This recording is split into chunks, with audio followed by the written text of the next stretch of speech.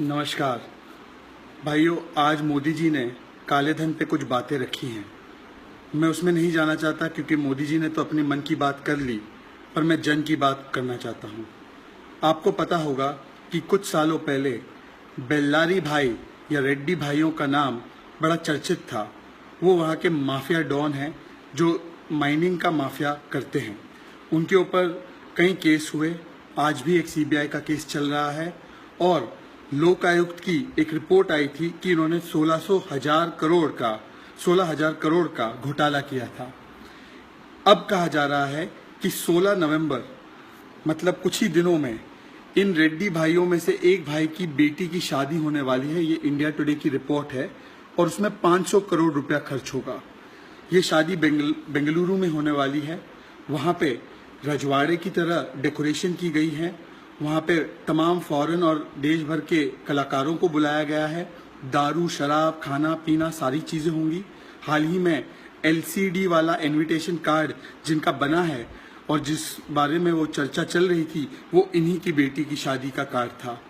मैं पूछना चाहता हूँ कि आज जब मोदी जी मजाक उड़ा रहे हैं पूरे मुल्क का और कह रहे हैं कि 2-4 दिन की बात है, अब वो हो गया 50 दिन की बात है, थोड़ा सहन कर लो, थोड़ा भुगत लो, ये अच्छी बात चल रही है। मैं पूछना चाहता हूँ मोदी जी, ये जो 500 करोड़ रुपए खर्च हो रहे हैं एक ऐसे व्यक्ति द्वारा जिसका नाम घोटाले में आया है, जिसके बारे में सीबीआई और बाकी तमाम एजेंसियां जांच कर रही है, जो जेल जा चुका है, ये शादी कैश से हो रही है? अगर हो रही है तो इनके पास कौन सा कैश है? क्या ये पुराना कैश है या आपने उनको 2000 और 500 की नई नोटें मुहैया कराई है?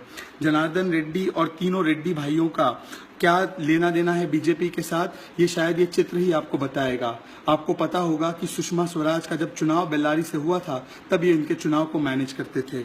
उसके बाद कर्नाटका में तमाम सरकारी जब फैसले होते थे, बीजेपी की सरकार थी, येदियुरप्पा की सरकार थी, तो यही फैसला लेते थे।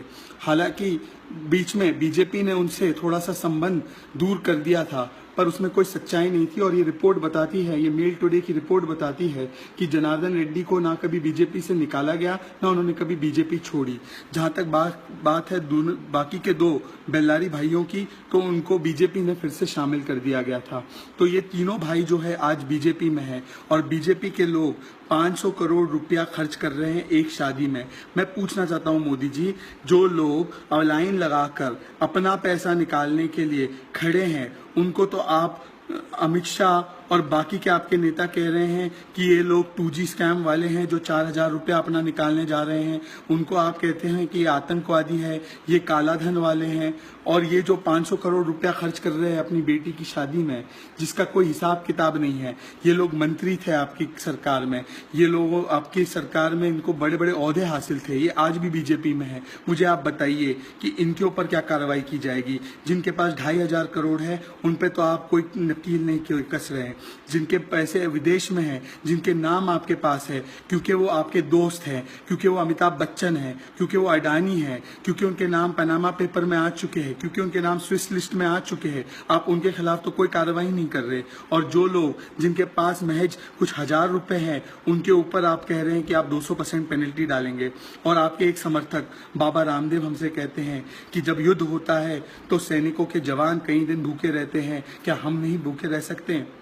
मैं बाबा जी से पूछना चाहता हूँ, बाबा जी आपकी तो पतंजलि हर चीज़ का प्रोडक्ट बनाती है, चावल, दाल, आटा, हनी, सब चीज़ बना रही है आजकल पतंजलि। तो देश को भूखा रखने से अच्छा आपकी जो ये बड़ी कंपनी बन गई है 2.5 साल में 30,000 करोड़ 25,000 करोड़ की कंपनी बन चुकी है, उसके दुकानें खोल कर आप जो गरीब जनता है, जिसके पास पैसे नहीं है, जो त्राही त्राही मचा रही है, जो पूरा दिन भर लाइनों में खड़ी है, क्यों नहीं आप उनको पतंजलि के प्रोडक्ट दे देते? क्यों नहीं उनको दाल, चावल, आटा जो भी इनको चाहिए अपनी दुकान से फ्री में दे देते हैं? वैसे भी आप बाबा जी हैं, आपको पैसों की तो वैसे ही ज़रूरत नहीं है। हाँ, ऐसा ना हो कि आप जो पैसा इकट्ठा कर रहे हैं वो बीजेपी वालों का काला धन है और उसको सफेद कराने का पूरा एक आप स्कीम और स्कैम चला रहे हो पतंजलि के द्वारा। अगर ऐसी बात नहीं है तो मेरी आपसे दरख्वास्त है बाबा जी कि आप अपने पतंजलि के दुकानों को खोल कर लोगों को फ्री के प्रोडक्ट दें, अन्यथा अपनी जो सलाह है अपने पास ही रखें। और मोदी जी, जनार्दन रेड्डी के ऊपर कब कार्रवाई करोगे? आपने सर्जिकल स्ट्राइक देश की जनता पर तो कर दिया, पर कम से कम रेड्डी भाइयों पर, अडानी पर, अमिताभ पर, अजय देवगन पर, जिन्होंने पैनामा लीक्स में अपने नाम को ऊंचा किया है, उन पे भी सर्जिकल स्ट्राइक कीजिए, तब तो हम माने कि ये काले धन की बात है, ये आपके मन की बात नहीं।